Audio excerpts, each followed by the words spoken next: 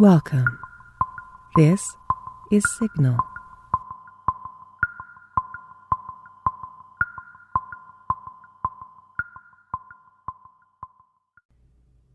The Descendant by H.P. Lovecraft. In London there is a man who screams when the church bells ring.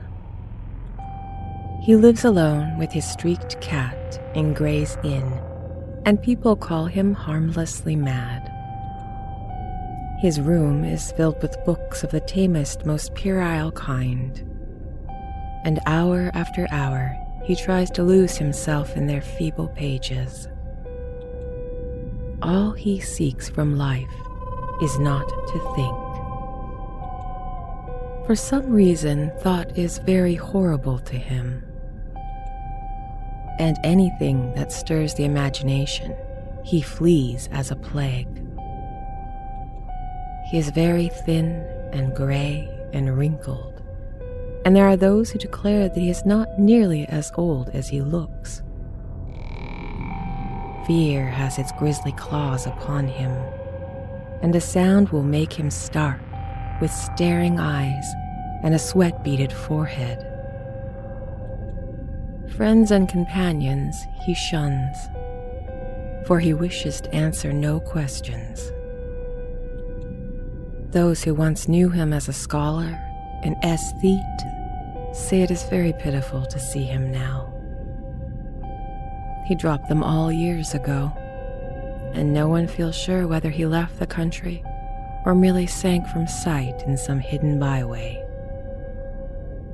It is a decade now since he moved into Gray's Inn, and of where he had been, he would say nothing till the night young Williams brought the Necronomicon. Williams was a dreamer, and only 23, and when he moved into the ancient house, he felt a strangeness and a breath of cosmic wind about the gray, wizened man in the next room. He forced his friendship where old friends dared not force theirs, and marveled at the fright that sat upon this gaunt, haggard watcher and listener. For that the man always watched and listened, no one could doubt. He watched and listened with his mind more than his eyes and ears, and strove every moment to drown something in his ceaseless pouring of gay, insipid novels. When the church bells rang, he would stop his ears and scream, and the gray cat that dwelt with him would howl in unison, till the last peal died reverberating away. But try as Williams would, he could not make his neighbors speak of anything profound or hidden. The old man would not live up to his aspect and manner, and would feign a smile and a light tone, and prattle feverishly and frantically of cheerful trifles, his voice every moment rising and thickening, until at last it would split in a piping and incoherent falsetto. That his learning was deep and thorough, his most trivial remarks made abundantly clear, and Williams was not surprised to hear that he had been to Harrow and Oxford. Later, it developed that he was none other than Lord Northam, of whose ancient hereditary castle on the Yorkshire coast so many odd things were told. But when Williams tried to talk of the castle, and of its reputed Roman origin, he refused to admit that there was anything unusual about it. He even tittered shrilly when the subject of supposed undercrypts, hewn out of solid crag that frowns on the North Sea, was brought up. So matters went, till the night that Williams brought home the infamous Necronomicon of the mad Arab Abdul al-Hazred. He had known of the dreaded volume since his 16th year, when his dawning love of the bizarre had led him to ask queer questions of a bent old bookseller on Canto Street, and he had always wondered why men paled when they spoke of it. The bookseller told him that only 5 copies were known to have survived the shocked edicts of priests and lawgivers against it, and all of these were locked up with frightened care by the custodians, who had ventured to begin a reading of the hateful black letter. But now, at last, he had not only found an accessible copy, but had made it his own at a ludicrously low figure. It was at a shop in the squalid precincts of Clare Market, where he had often bought strange things before, and he almost fancied that the gnarled old Levite smiled amidst the tangles of beard as the great discovery was made. The bulky leather cover with brass clasp had been so prominently visible, and the price so absurdly slight.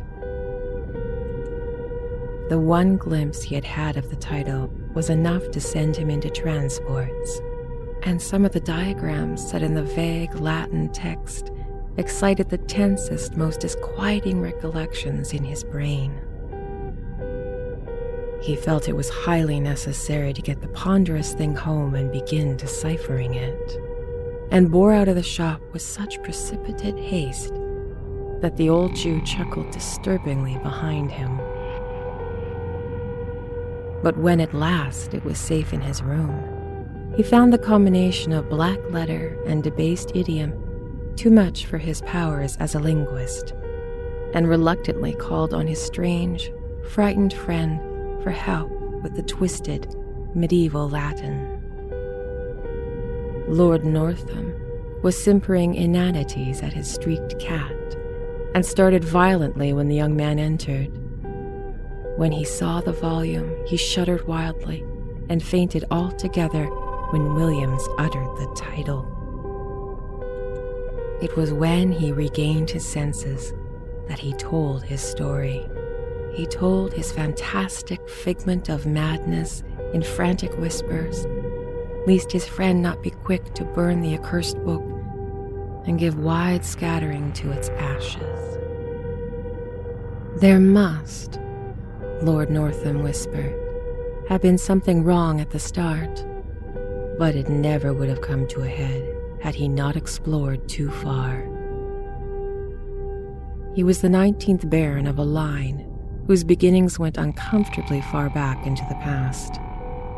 Unbelievably far, if vague tradition could be heeded, for there were family tales of a descendant of pre-Saxon times when a certain Gnaeus Gabinius Capito, military tribune in the 3rd Augustine Legion, then stationed in Librum in Roman Britain, had been summarily expelled from his command for participating in certain rites unconnected to any known religion.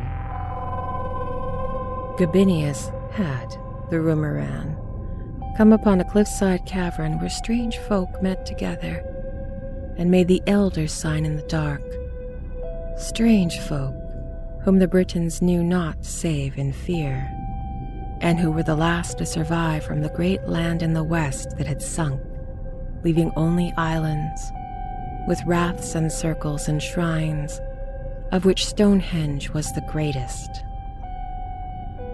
There was no certainty, of course, in the legend that Gabinius had built the impregnable fortress over the forbidden cave, and founded a line which the Pict and Saxon, Dane and Norman were powerless to obliterate, or in the tacit assumption that from this line sprang a bold companion and lieutenant of the Black Prince, whom Edward III created Baron of Northam. These things are not certain, yet they are often told, and in truth, the stonework of Northam Keep did look alarmingly like the masonry of Hadrian's Wall.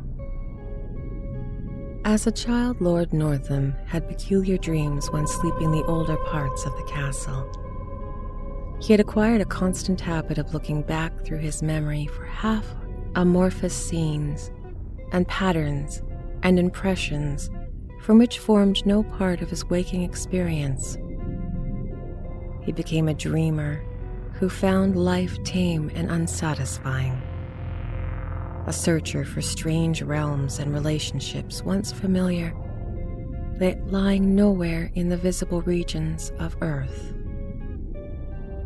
Filled with a feeling that our tangible world is an atom in the fabric of vast and ominous, and that unknown domains pass on and permeate the sphere of the known at every point, Northam in youth and in manhood, drained in turn the fonts of former religion and occult mystery.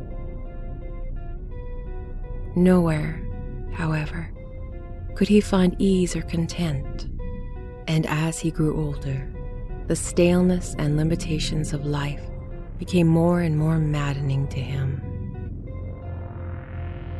During the 90s, he dabbled in Satanism, and at all times he devoured avidly any doctrine or theory which seemed to promise escape from those close vistas of science and the dully unvarying laws of nature. Books like Ignatius Donnelly's chimerical account of Atlantis he absorbed with zest, and a dozen obscure precursors of Charles Fort enthralled him with their vagaries. He would travel leagues to follow up a furtive village tale of an abnormal wonder, and once went to the desert of Arabi to see a nameless city of faint report which no man has ever beheld. There rose within him a tantalizing faith that somewhere an easy gate existed, which, if found, would admit him freely to those outer deeps whose echoes rattled so dimly in the back of his memory. It might be in the visible world, and yet it might be only his mind and soul. Perhaps he held within his own half-explored brain the cryptic link which would awaken him to elder and future lives in forgotten dimensions, which would bind him to the stars and to the infinities and eternities beyond them.